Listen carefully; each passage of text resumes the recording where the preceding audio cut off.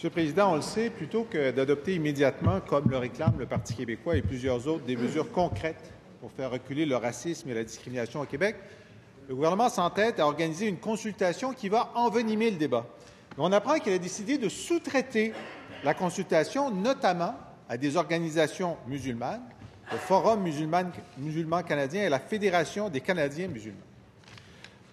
Or, ces groupes ont déjà déclaré que le Québec était coupable, je cite, d'islamophobie, donc de racisme et de xénophobie. Or, ces organisations ont droit à leur opinion, bien sûr, mais elles ne sont pas neutres. Au contraire, comment le premier ministre peut-il accepter de leur déléguer la tâche de mener des consultations et de rédiger des rapports synthèses sur qu'ils estiment avoir entendu au soutien du biais qu'ils ont déjà? Comment le premier ministre ne voit-il pas que ces organisations sont juges et parties et que c'était la pire chose à faire de choisir pour la consultation des gens qui ont déjà dit que le Québec était raciste? Monsieur le Premier ministre. Monsieur le Président, comme d'habitude, notre collègue mélange un peu les choses. D'abord, je vais lui redire qu'il serait plutôt très inquiétant que le Québec, comme société, ne puisse, avec la maturité qu'on connaît à notre population, mener une consultation sur cette question.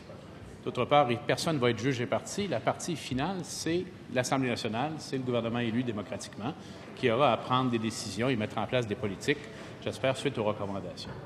Troisièmement, il y a beaucoup d'intérêt pour cette consultation, malgré ce que dit le collègue. Le nombre de groupes, d'ailleurs, qui se sont présentés pour participer à cette consultation a doublé. Et je pense que ça témoigne du désir qu'ont les gens de les entendre. Au-delà des organisations, au-delà des idéologies, moi, c'est aux gens que je pense. À ceux qui se voient refuser un logement, qui, au téléphone, se voient donner un logement et lorsqu'ils arrivent le soir pour en discuter, bien, le logement n'est plus disponible. À ceux ou celles qui arrivent pour une entrevue à un emploi où on constate que, rapidement, ils ne sont plus éligibles à l'emploi. Et je ne dis pas que le Québec est pire que les autres. Je pense même qu'on est peut-être un peu mieux que beaucoup d'autres. Mais on doit quand même regarder cette question-là, entendre tous les points de vue et surtout pas mélanger les choses. Il ne faut pas mélanger tous les débats que notre société a, mais plutôt se concentrer sur cette question. On ne peut pas faire l'économie de cette réflexion, mais il y aura une grande réflexion et un débat après. Laissons les gens s'exprimer. De quoi a-t-il peur? Moi, je n'ai pas peur d'entendre l'expression des gens représentés par ces groupes. Par la suite, on en fera un débat éclairé. Première complémentaire, Monsieur le chef de l'opposition. Le premier ministre est passé complètement à côté de la question, là, comme à 100 kilomètres à côté de la question. C'est pas une question de savoir si les gens peuvent s'exprimer. Là, il donne des sous, près d'1 million de dollars, à des organisations dont 3 ont déjà dit que nous étions xénophobes. Et son propre document dit que ces organisations vont faire avec cet argent la consultation, la collecte de témoignages, la rédaction des rapports synthèses. Comment peut-il donner à une organisation qui dit déjà qu'on est islamophobe de l'argent pour qu'ils nous disent qu'on soit islamophobe? Monsieur le Premier ministre. Que tout le monde a le droit de s'exprimer, y compris le chef d'opposition officiel.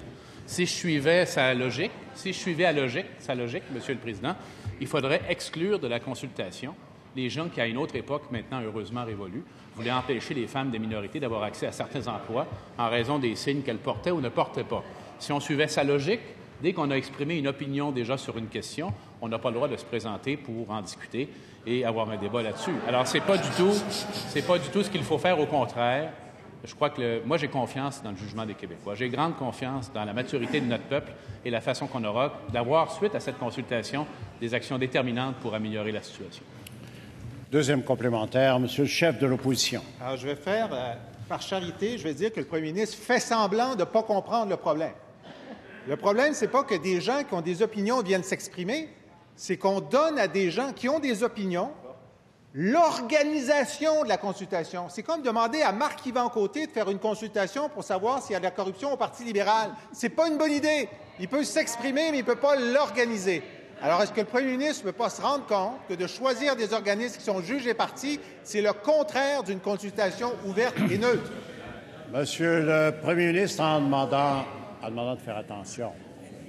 Monsieur le Premier ministre. Je ne sais pas qu'est-ce que ça a à voir, Monsieur le Président, puis je ne sais pas si le collègue apprécierait que je mentionnais les noms de toutes les personnes de sa formation politique qui sont actuellement en train de répondre à des accusations ou qui ont, Monsieur le Président, eu à répondre dans le passé à des allégations.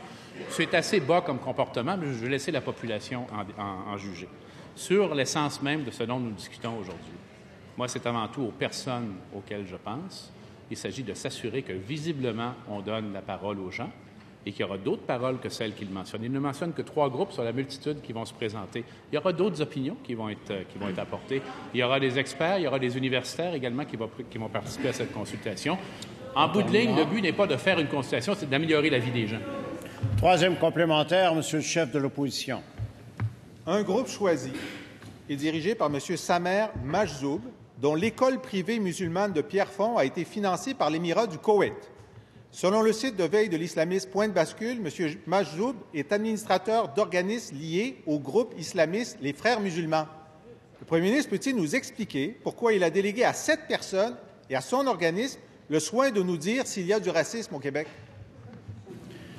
Monsieur le premier ministre. Alors, je vais tout de suite clarifier quelque chose. On n'a pas besoin de donner à quelqu'un le soin de le dire. Il y a du racisme au Québec, comme dans toutes les sociétés du monde.